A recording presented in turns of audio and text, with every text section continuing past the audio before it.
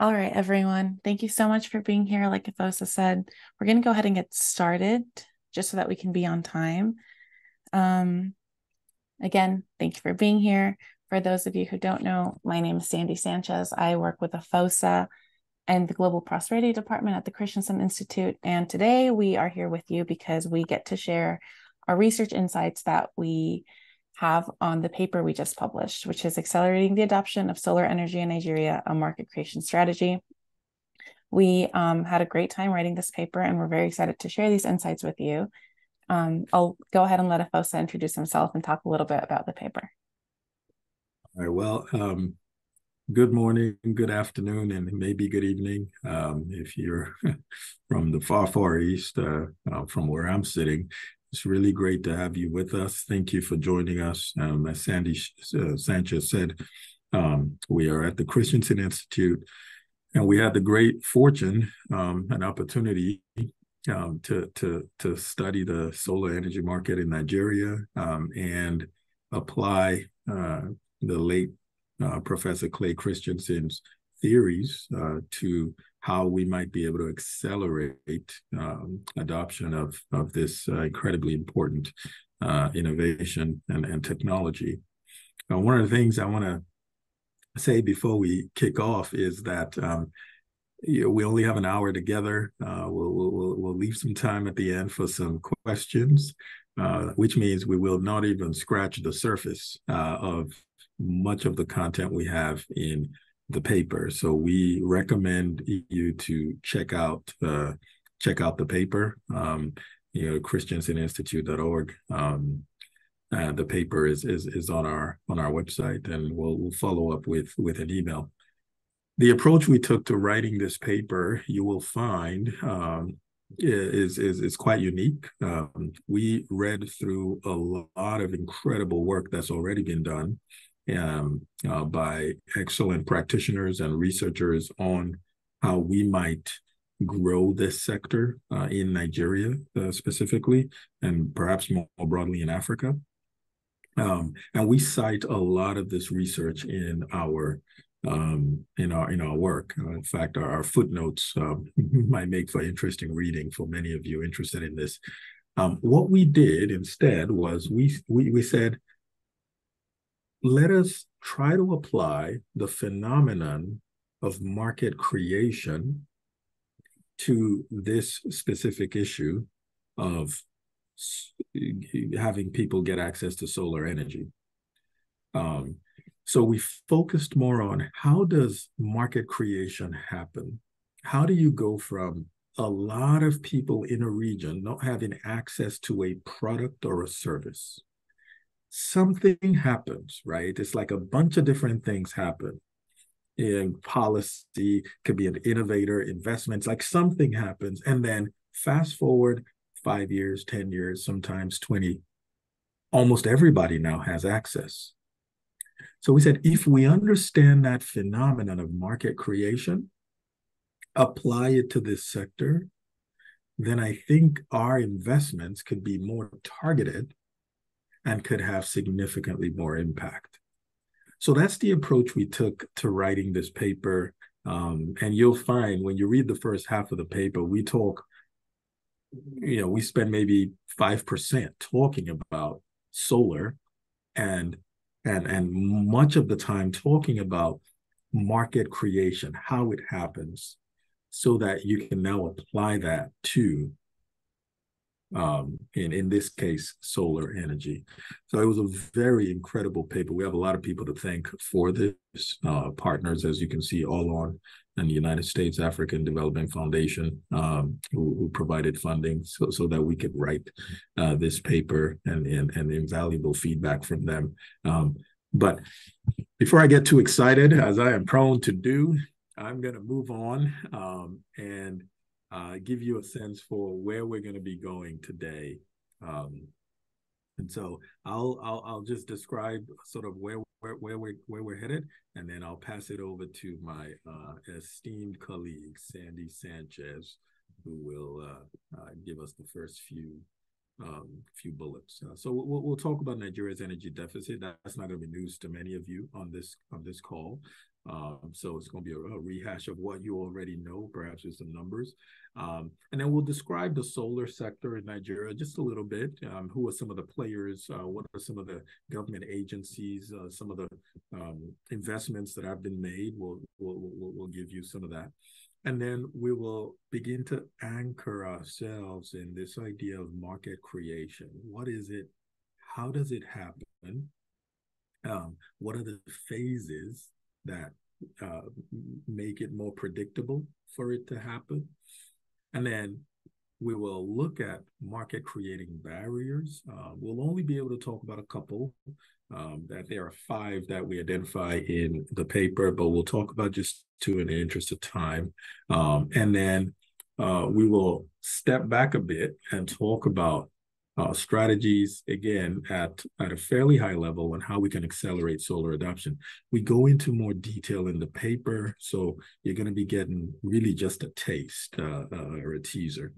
And then we'll end with just 4 companies that are playing in this space, doing different things. And by then, you will see how these companies are playing in the space in a way that can accelerate adoption. Hopefully, you see it in a new light with some of the things that we've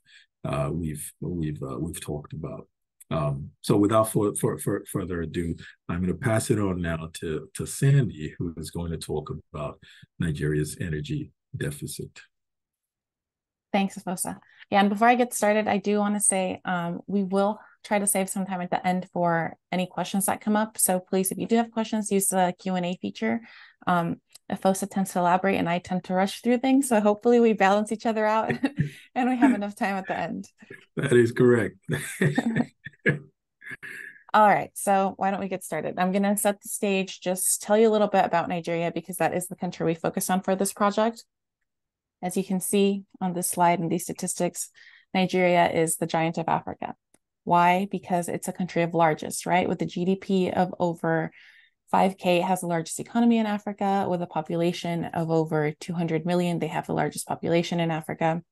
But unfortunately, it also has the largest number of people, almost 90 million living in poverty.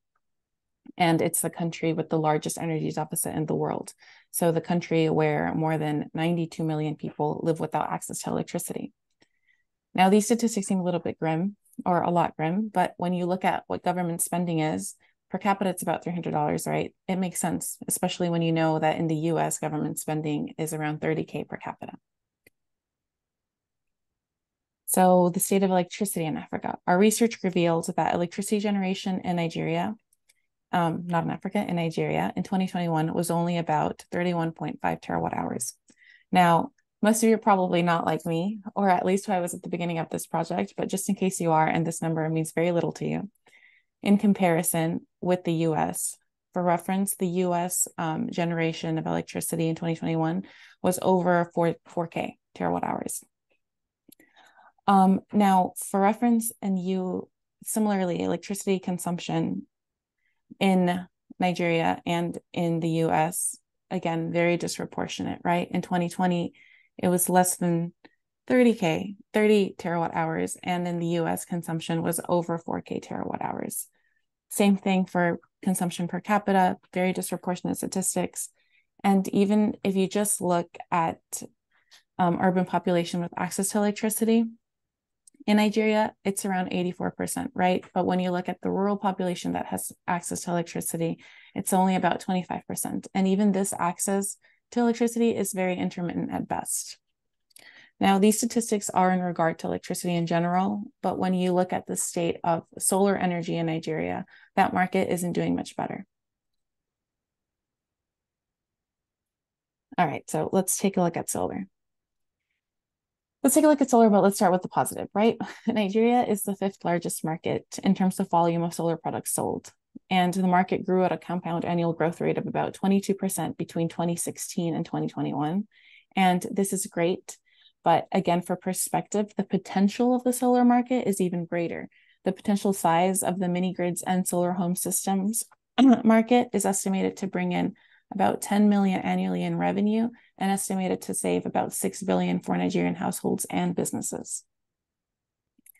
Now, our paper goes further into investment activities, but for the sake of time, I'll just touch on three. The World Bank and the African Development Bank invested 550 million toward the Nigerian electrification project, which is meant to provide electricity to households, MSMEs, educational, and healthcare facilities. Now, the Central Bank of Nigeria introduced a 1.2 billion solar connection intervention facility that provides long-term and low-interest loans to solar chain players. And last year in August, the Nigerian government and the African company Sun Africa signed an agreement to install solar energy production systems in adjacent localities poorly served by the National Electricity Network.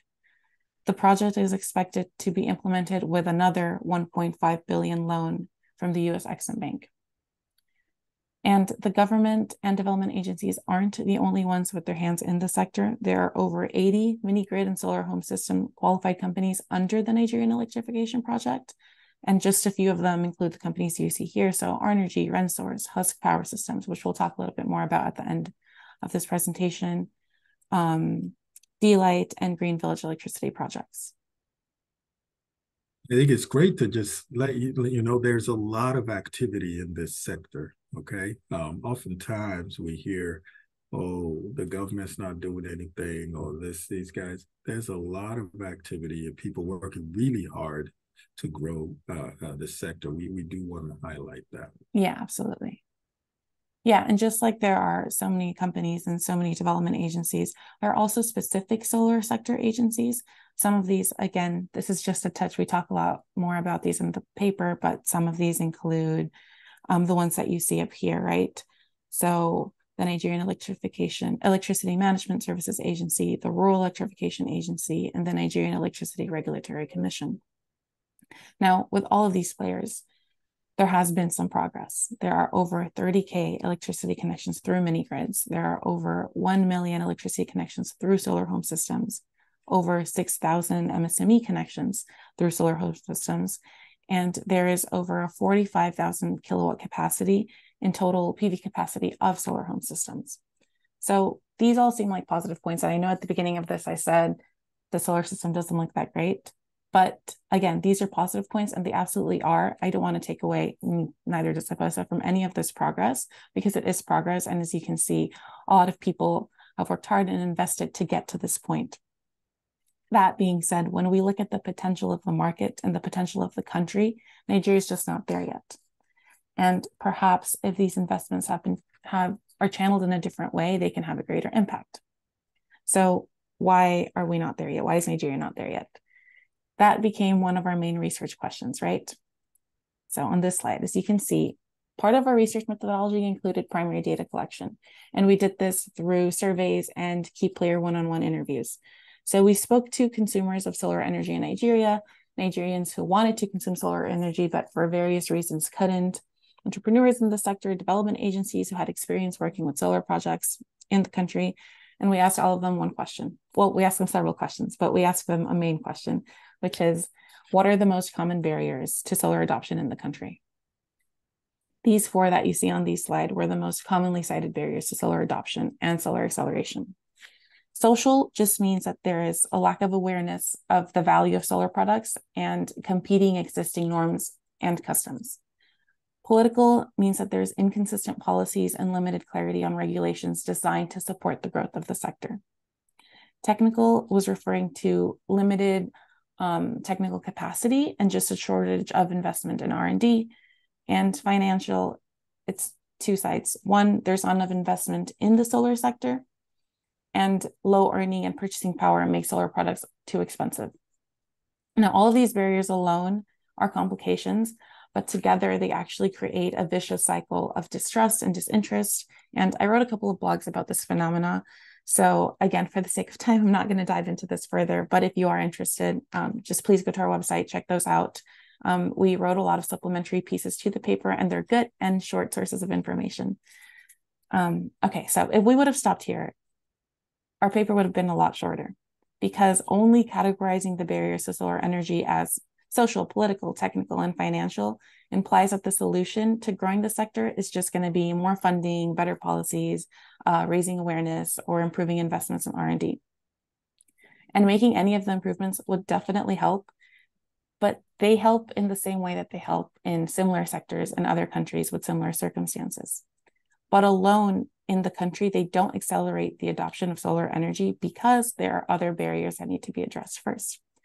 So these barriers became clear to us the more we spoke with and the more we interviewed key players in the sector. And they weren't necessarily expressly cited, but because Afos and I work with innovation theories and market creation theories, we were able to identify them and thankfully also identify strategies to overcome them. So this is where I hand it back off to Afosa. I've given you just a little bit of background on the research we started off with, and now he's going to take it away with the new perspective we took and talk a little bit more about market creation. Thank you very much, Sandy. As Sandy was talking, I saw our numbers kept coming up. More people started joining. My hope is that as I start talking, you guys don't start leaving. Please don't, because she's going to make fun of me.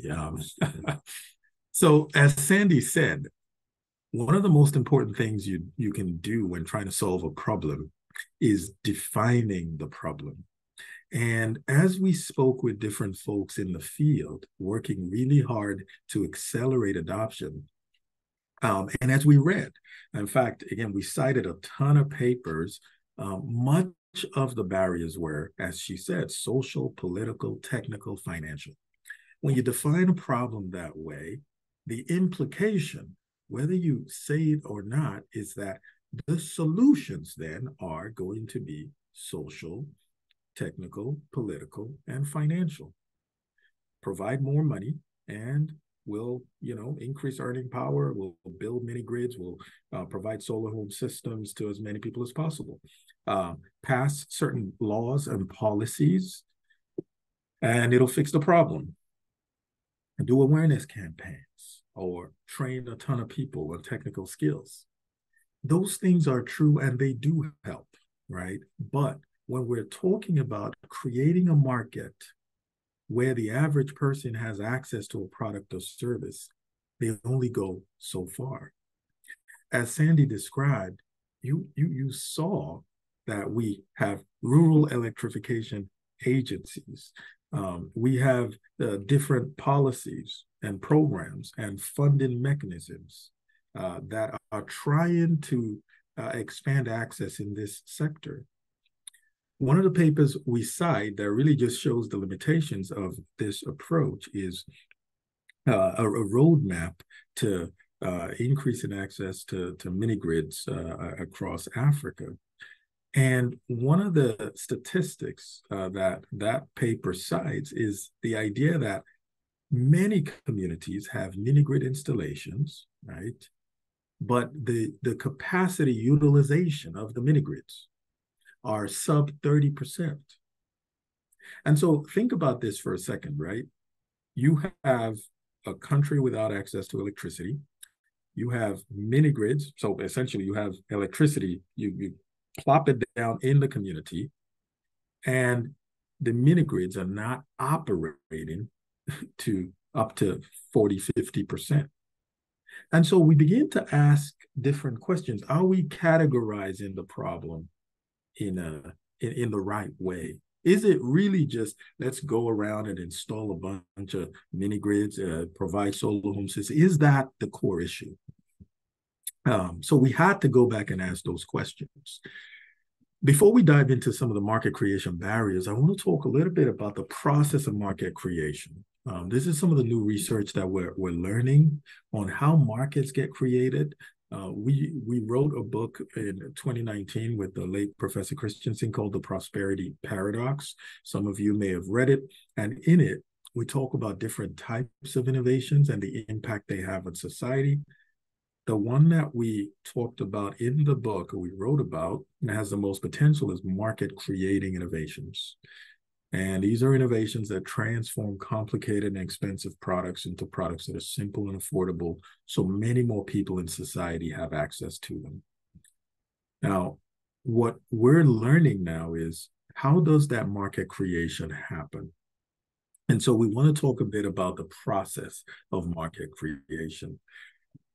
The first thing that happens before a market gets created is that a discovery happens. And discovery takes access from 0 to 1.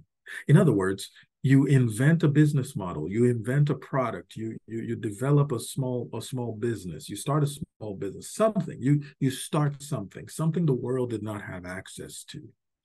And all of a sudden now a few people have access to it. So you go from 0 to 1. These are some of the activities that happen in discovery, some of the types of organizations that tend to do discovery. What is the function of discovery? Well, it's significant potential.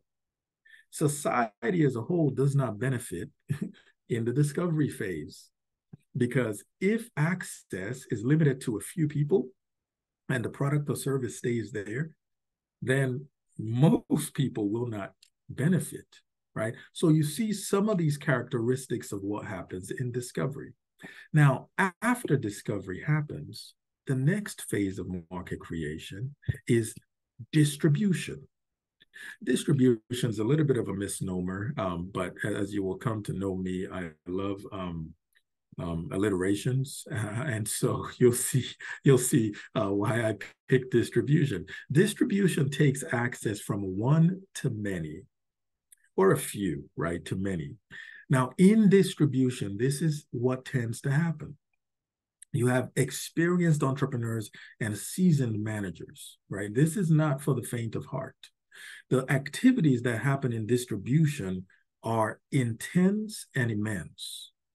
Mass production, or sometimes importation, right? If you don't have the capacity to produce in the country, you haven't built the skills. Mass importation, mass marketing, lobbying, getting the government to see this is beneficial for a majority of people. It's very difficult, dare I say, impossible to do it without engaging the government because of the impact it'll have.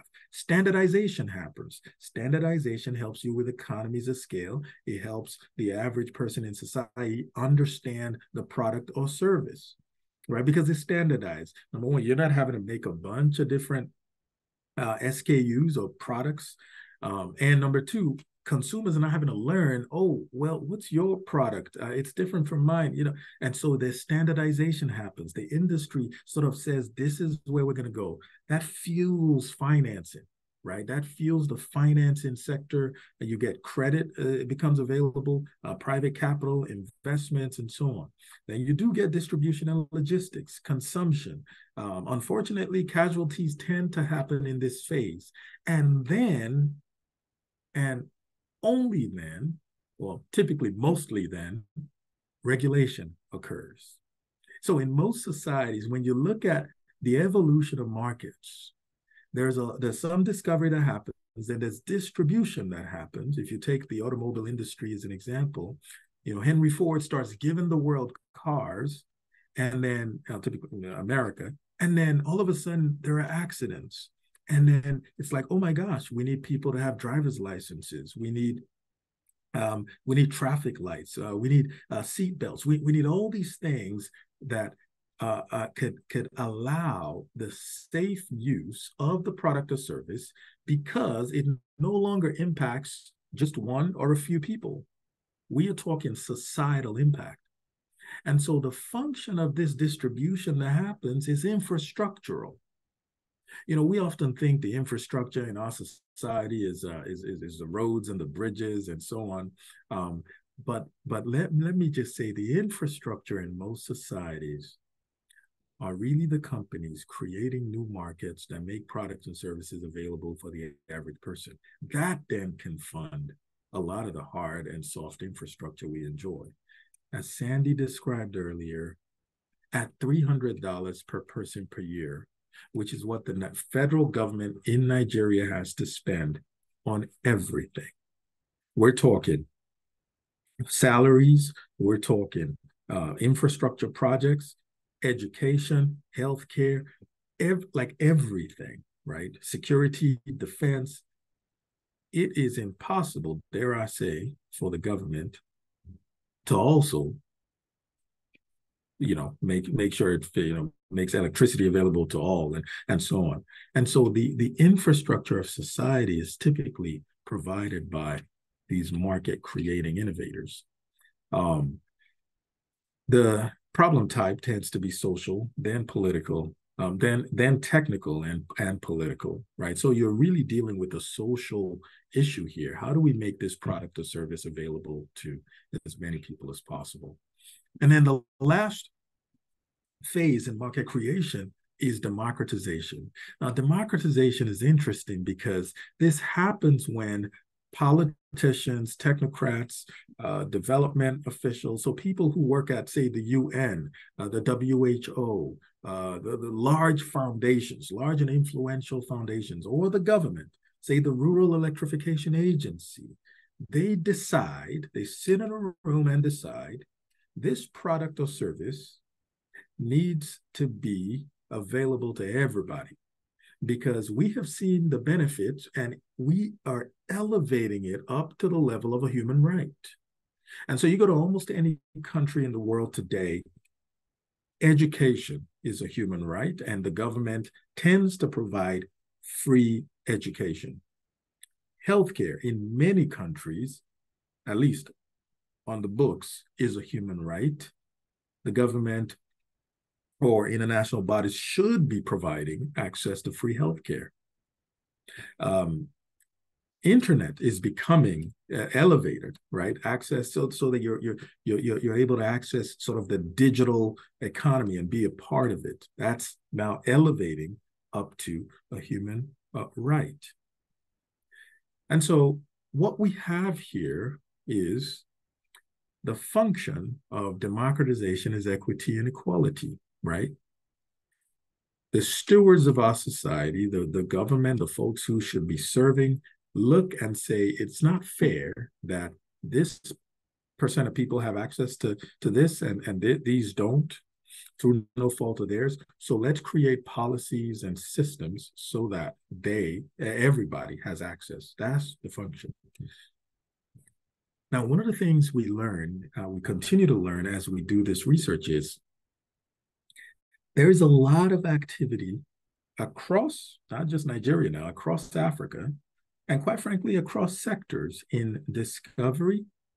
A lot of small companies, a lot of SMEs, a lot of investments, a lot of competitions, a lot of funding here and there, a lot of investment in discovery, a lot of focus on democratization, a lot of last mile type programs, a lot of we have to create access. We have to put in the context of this conversation a mini grid in a particular rural community because that is now the letter, that's the law, that's the policy. There are few investments in distribution. And what I hope you can see, right, is no matter how much discovery happens or democratization, without targeted investments in distribution, it will be impossible to create a market. And I think that's what Sandy was alluding to earlier. When we categorize the problem as financial, we could invest a ton of money in democratization. Let's keep building these mini grids and these installations and giving them for free even or heavily subsidized in many communities.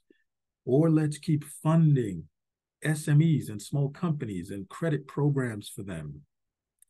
But if we don't target our funding at distribution, you can now see how we will be providing more capital, but it will be impossible to grow the sector and truly create a robust market. Well, folks, how do you know? Sandy, how do you know? You guys are just talking. Well, what we try to do is look at two sectors. So we do provide data on the diffusion of electricity, not solar, but electricity in the United States. How did it happen? It went through this pattern. And in the 1930s, as we wrote in our paper, the United States set up its own Rural Electrification Agency. It saw that many farmers who were in the rural areas were left out of this incredible technology, electricity. And the Rural Electrification Agency was able to take adoption of this beautiful technology that increases productivity, helps you live more comfortable lives, and so on, into the hands of farmers. But at that time, there was a robust distribution infrastructure already set up in the 1930s.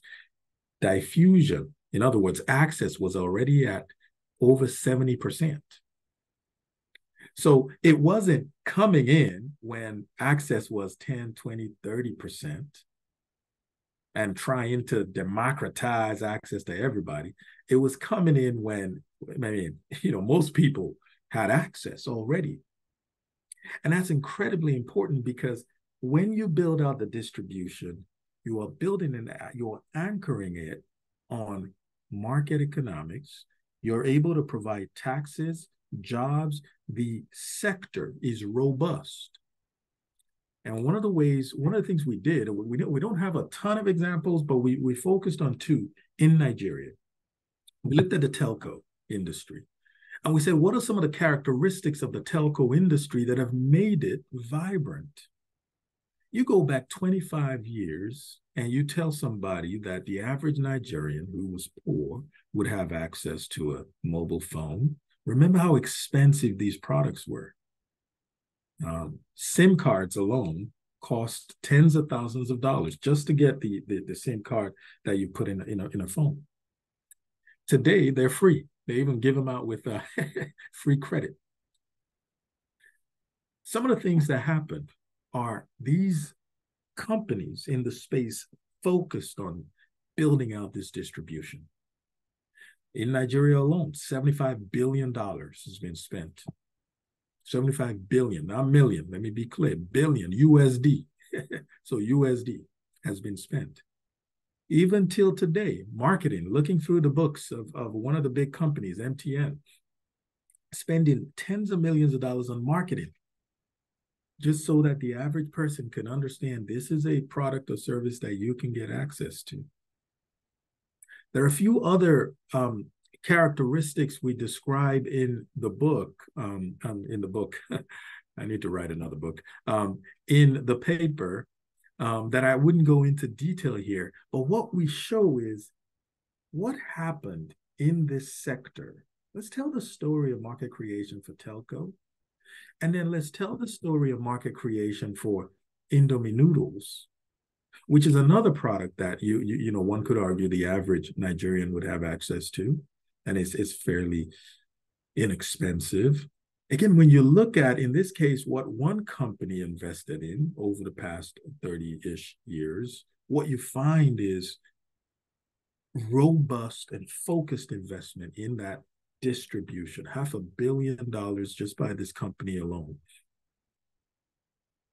Not so they could make Indomie noodles accessible to one or two people in nice areas in the country, no, so that they can mass produce it, distribute it, logistics, packaging, retail, warehousing. They spent to create the market.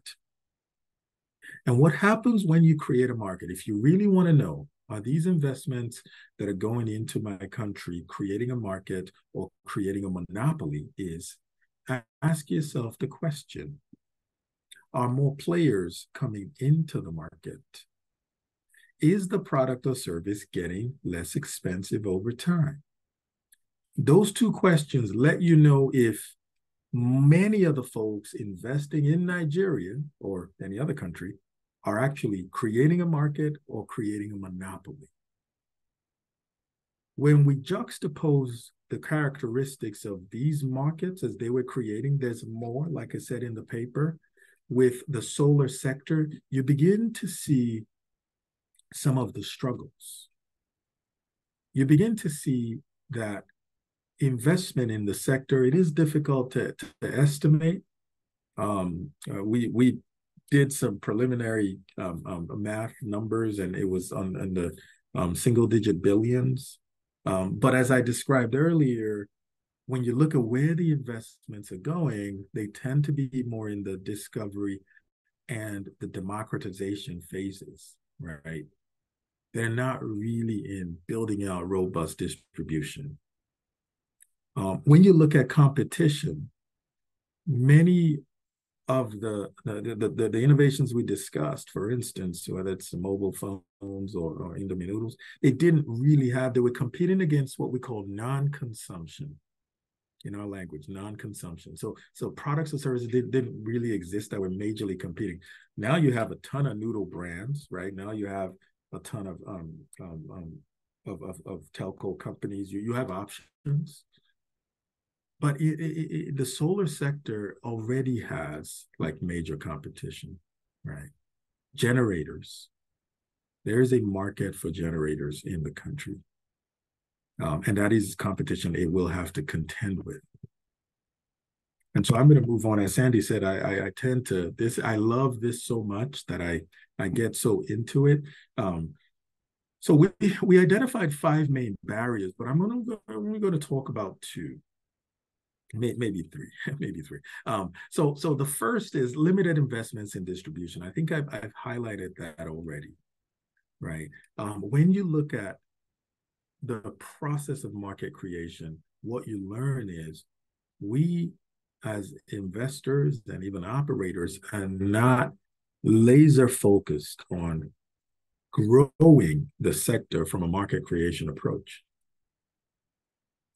If you think about the telco industry as an example, there are what 3, 4 main players in the country. If you look at the solar sector, you can't count how many players there are. If you look at the instant noodle market, there are a couple of main players, right? If you look at the solar sector, it's similar. Now, the reason that's important is not to say that we need to limit the number. The reason it's important is when we have focused investments in distribution in all those activities, it creates economies of scale. So we can reduce the price of the product, create standardization, and it creates easy understanding by the public. Generated competition, talked about that a little bit already. Which means the work is actually more from a solar standpoint, because there is already a robust ecosystem that exists. Well, people understand what a generator is, different sizes and so on. People know where to get help if they want the generator to be fixed, if it breaks. The installation of a generator compared to solar, relatively easy. So there are all these benefits that generators already have. And so the question for solar energy providers is, how can we make solar as easy as generators to do, to install? The last barrier I'll talk about here, I will talk about through when I start talking about the strategies. When I start talking about the strategies here, which is where I'm going to go. And so what we did in the paper is we had some general strategies for the sector, some general high-level strategies. But then we also said, what is solar? Is it a mini grid? Is it a complete solar home like system where it's sort of these modular solar home systems that could power maybe a fan, charge your phone, and then maybe a TV, so maybe not many products, but and these are sold maybe in more peri-urban or rural areas. So there are those. And then there are like the solar panel like installation. Someone comes to your house, they do a quick electrical study and understand, okay, what are your needs? Oh, you're going to need 4, 5, 6 solar panels. You're going to need this. It's gonna need to be able to generate this much electricity. So they do that. So there are different products, and for each of those, so we categorize them into those 3 buckets. And then we provided some insights on how to perhaps grow and scale each one. But even before that, we said, as a sector, let's just look at what is this solar energy thing, and like, why should I care about it? So we provided some general strategies. That's what I'll share. The first is, people don't really want solar. Like, nobody cares about solar. People want to make progress. Like, no one cares if I have a solar system or I don't. And so the question for us is, what is the job to be done, which we talk a bit about in the paper, and we write a lot about. Understanding the why behind people's purchasing decisions and motivations. So understanding what progress is this going to help people make, and do they value the progress as much as they value the resources they will use to purchase or consume that progress. Incredibly important. So we explain that. The second is an idea that we introduced in the prosperity paradox. In development, especially in democratization, we push a lot of really good things onto communities, right? We push the idea of electricity. We push the idea of water wells. So we push the idea of education. We push them in. And much of the things we push don't have a mechanism that can sustain them. That is why when you go across Nigeria today, you will find many investments that started off great, but they didn't have a mechanism that could sustain them. And all of a sudden, we say things like, we don't have a maintenance culture. That's not necessarily the case. I can see the telco sector being maintained. I can see the noodle market continuing to grow. At a point, there were 15, 16 other players. It's not about having or not having a maintenance culture. It's about what is pooling these investments or innovation into the community. What's going to give them staying power? So we provide a few examples of those as well, and how to think about these investments.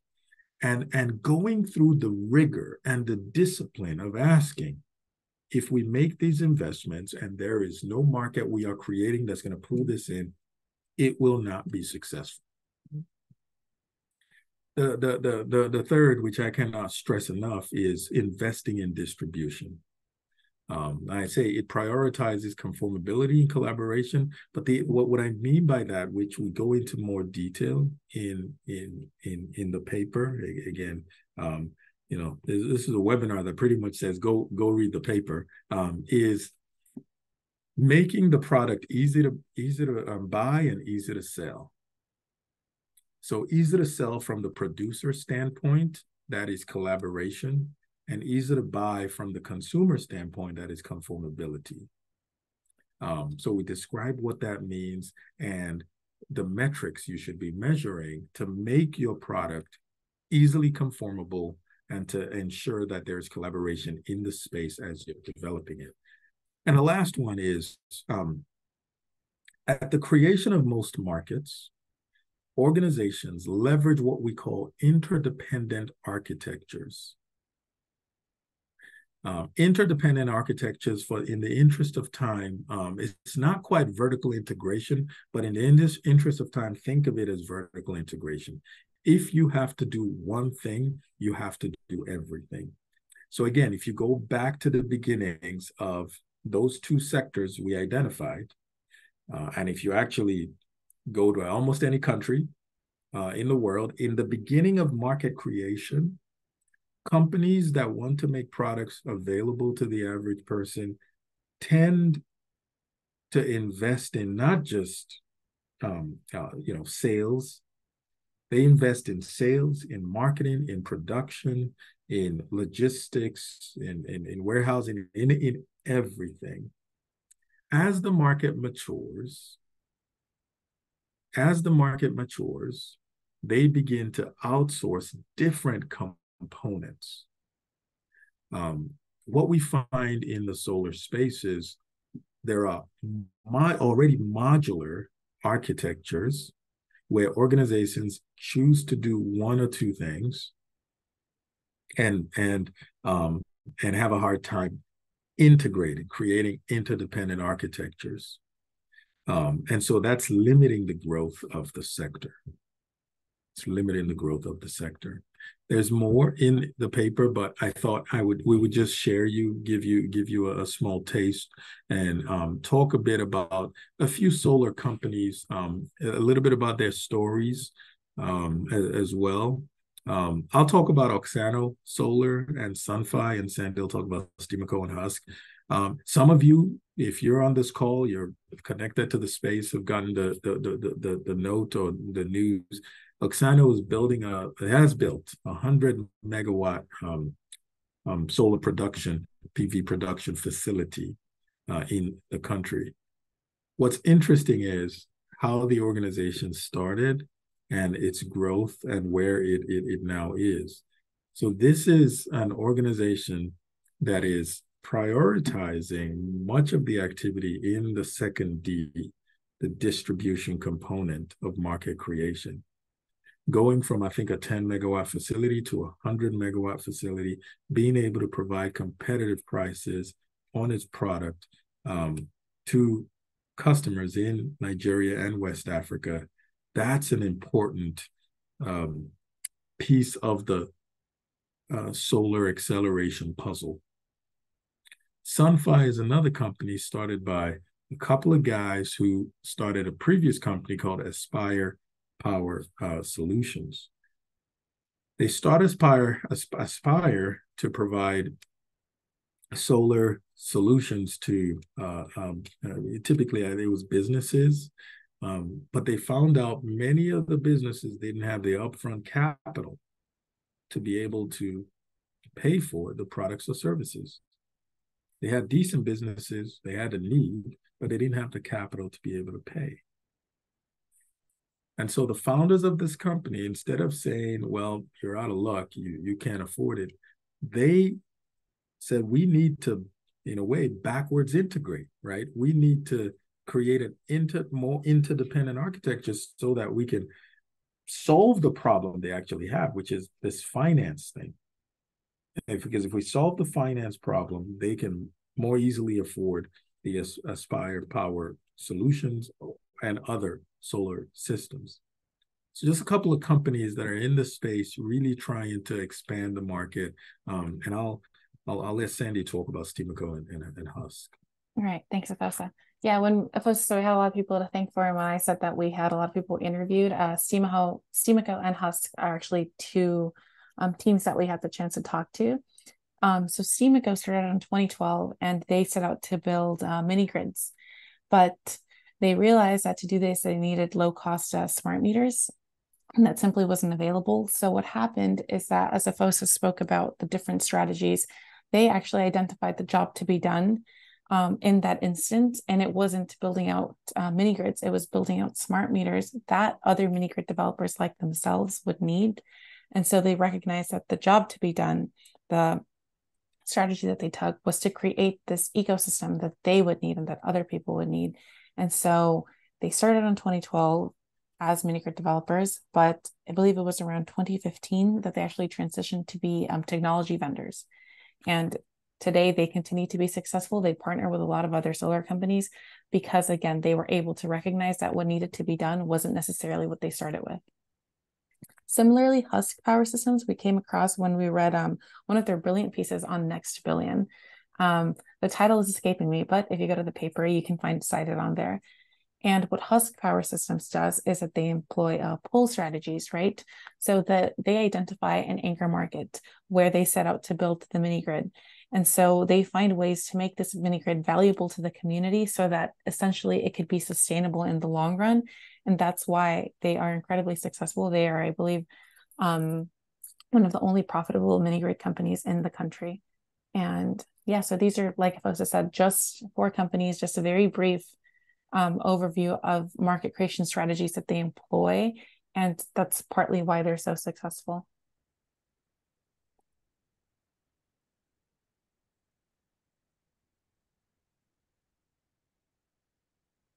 we want to thank many of the folks we spoke with as we were researching this. I mean, folks from the AFDB, Diamond Development, GIZ, Husk, InfraCredit, Power Africa. I mean, the list goes on and on and on.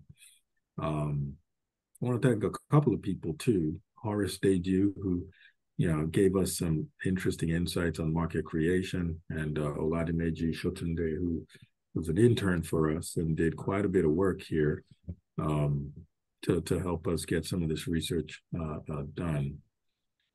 This would not have been possible without the help and foresight from Allon, an incredible organization in Nigeria that's looking to grow in this market, and our good friends at United States African Development Foundation.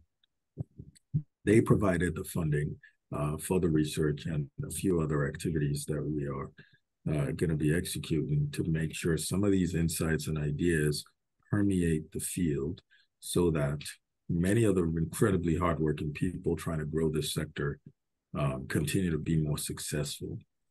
And so I think that's much of what we had today. We can open it up for questions if you can use the Q&A. Yeah. And let me see what we got. Yeah, somebody's asking, please confirm the recording will be shared. Yes, we will upload the recording and share it on our YouTube channel. You can find actually another solar video on there and past webinars that we've done on there as well. We'll make sure to share the link with everyone who logged on today as well. And Denise, sounds like mini grids are the 21st century equivalent of earlier. Well, I think it sounds like they are just way more expensive than the wells, but the idea is the same. 2G Iromini figures to display under solar market creation. Okay, yeah, if you could share those with us.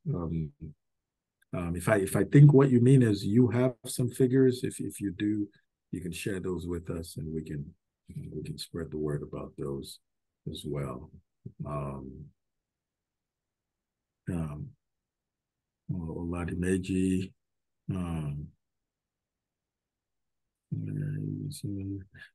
Yeah, so what we did was we looked at companies that seemed to have learned and evolved their business models based on the market needs.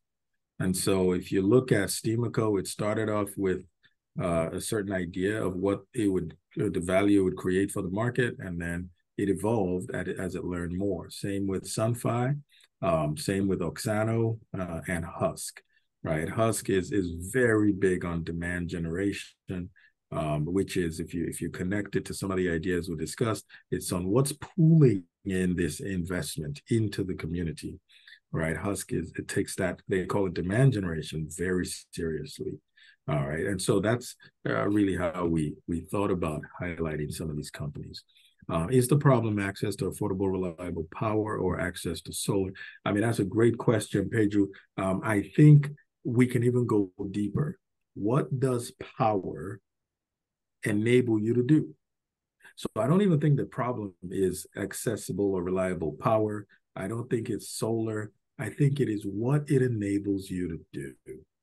And so in the context of someone who has a business and you're trying to grow that business, if having access to power helps you grow that business, then the power provider has to understand the economics and dynamics of growth of your business so they can adequately sell you that power in your context.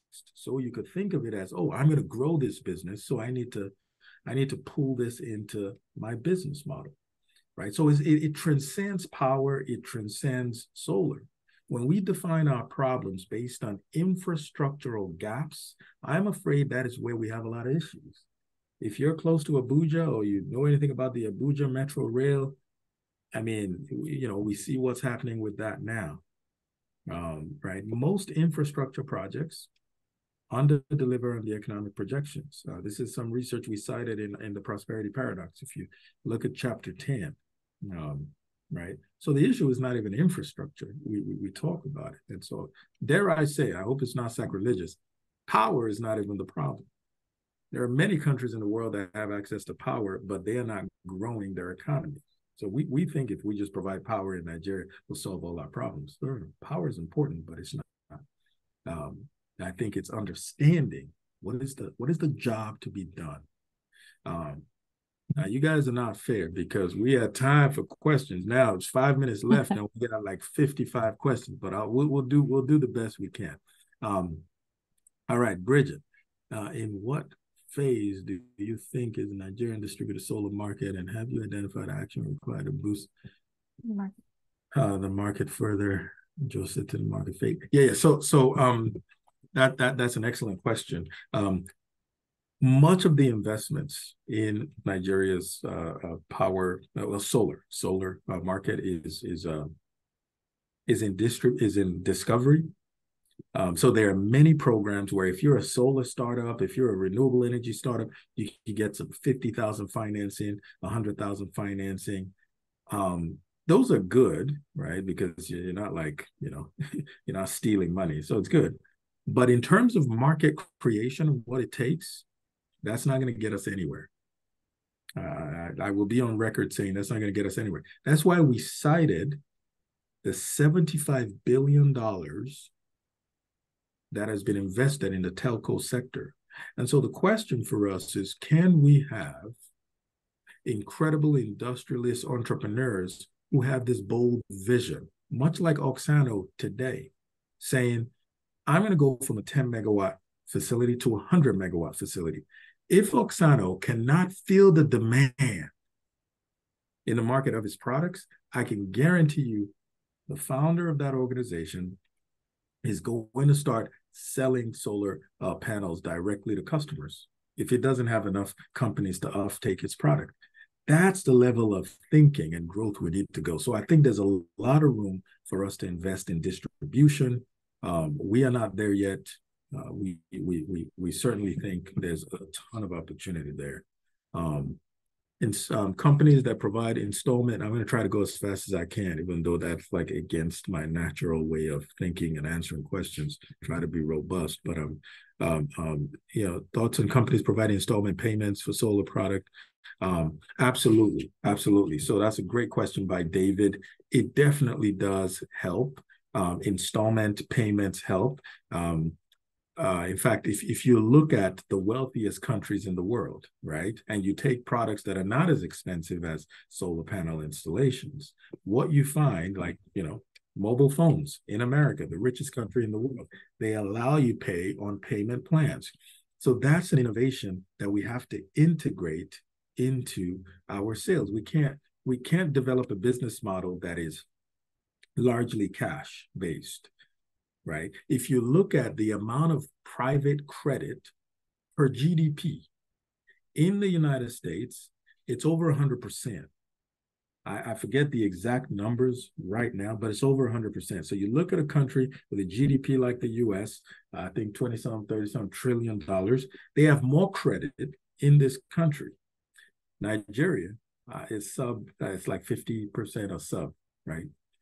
So that's a great question, and we need to figure out how to integrate these types of installment payments into our business models. It's not easy, Naira dollar exchange rates and interest rates are high. I want to be very clear. It is not easy. This is why we need scale. Now, you see, if I'm a tiny company providing credit, this is why we need scale, right? So it all connects, right? It all connects to that distribution where you build out the mass credit financing mechanism. Most banks today have a telco financing arm. They didn't have it 25 years ago. They built it in response to the market that was being created. Level of penetration, solar versus other. That's a great question, Pedro. You put me on the spot. I do not know. It is in the paper. I apologize. I don't know that off the top of my head, but it's in the paper. Are there lessons that can be learned, applied to aging power grids in the United States? I mean, I think so. Ben Jones, I think lessons can be learned for sure. The struggle is it is a lot more difficult to grow a market when there is an alternative or a substitute. So if we think about the electric car adoption phenomenon that seems to be happening, even though it's much slower in the United States. There are alternatives. There is an infrastructure built for gasoline powered cars, hybrid cars.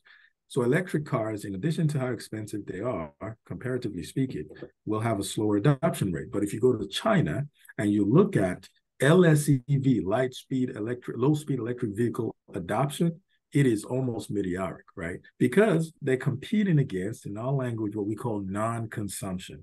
So these principles could be applied to the US and the aging grids here. But as long as those grids continue to power my home, there's almost no urgency or incentive, much like disruption theory will predict for me to change. So it's tough. Rwanda is looking at Nigeria in terms of policy, but I don't think policy addresses adoption, especially absolutely. With this report, how does CI and Hollande plan to drive adoption, drive for tax incentives for customers? Joseph, man, I mean, that is a good question.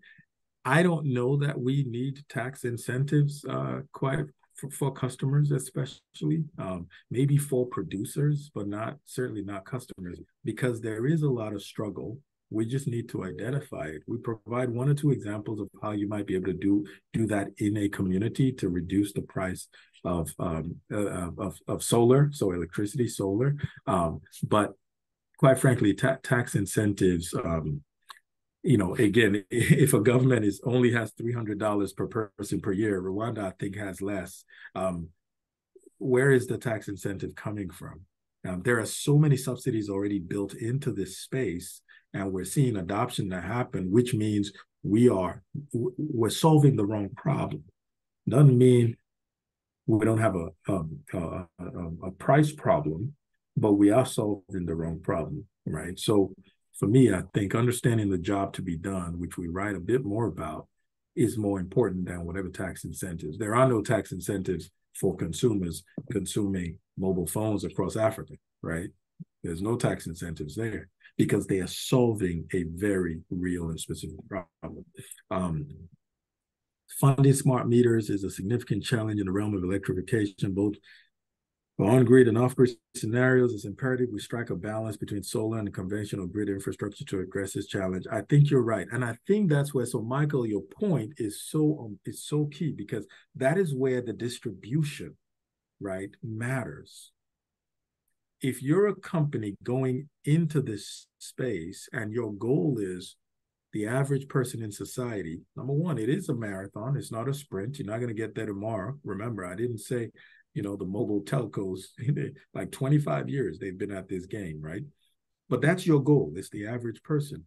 The question then becomes, what do I need to do as an organization? Where do I need to invest to make sure I'm setting my organization up for success in the future so that the average person can get access? And if that requires you invest in lobbying the government to push certain policies that will fuel adoption rapidly, anchored in market creation principles, then that's what you have to do. It's not just a marketing challenge. It's not just a technology, a sales challenge. Remember, it's a social challenge, and then technical and political.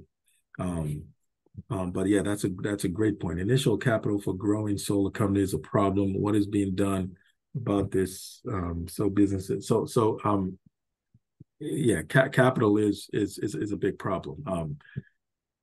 I don't know what to say except that I agree with you. My recommendation to the capital providers is look for depth, not breadth. Breadth works in discovery. You want to run a bunch of experiments. You want to, fund a bunch of SMEs. Now, those capital providers, the World Bank, the African Development Bank, they need to focus on depth. Identify the Husk Power Systems, Arnergy, Steamaco, Sunfi, Oxano, and say, Oxano, we're going to accelerate your growth. You've built a 100 megawatt facility. We see the demand in Nigeria could get to, could 10x. We will give you this much capital so you could build a 1 gigawatt facility, right? But you got to hit these milestones. So we need to look for depth, not breadth. Breadth is what we're doing, and that doesn't give us the economies of scale. Yeah, so let me just try to go through much of these. Thank you for the comments. Access power flow, right? That's why it's SDG. There are different opinions. Clean session needed more time. Thank you. Session needed more time. I talk too much. That's my problem too. This missing gap is a distribution happening on the street. Yep, I believe subsidy has an allowed market. That's a great point. I hope so. Okay. Nice full green area office pay. So green. Okay, thank you. Well, in the interest of time, thank you all, the 87 folks who stuck around. We appreciate you guys so much. Thank you for the work you're doing. I tell Sandy this all the time. We have the pleasure and privilege of writing about what happens in the field, and you guys are doing the actual hard work. So I really do mean it when I say thank you for what you're doing. Nigeria, Africa, and much of the world does not prosper and succeed if you guys don't succeed. So from the bottom of our hearts, we want to say thank you. Again, thanks to our partners and funders for this. We deeply appreciate it. Yeah, thank you so much for logging on. Again, the recording is going to be shared on our YouTube channel. Check out our paper on the website. And it's a very long paper. So if you're not much of a reader, there are short vlogs. We have a podcast, infographic, whatever source of information you'd like to check out. It's all available on our website. And again, thank you so much for hanging out. Thank you.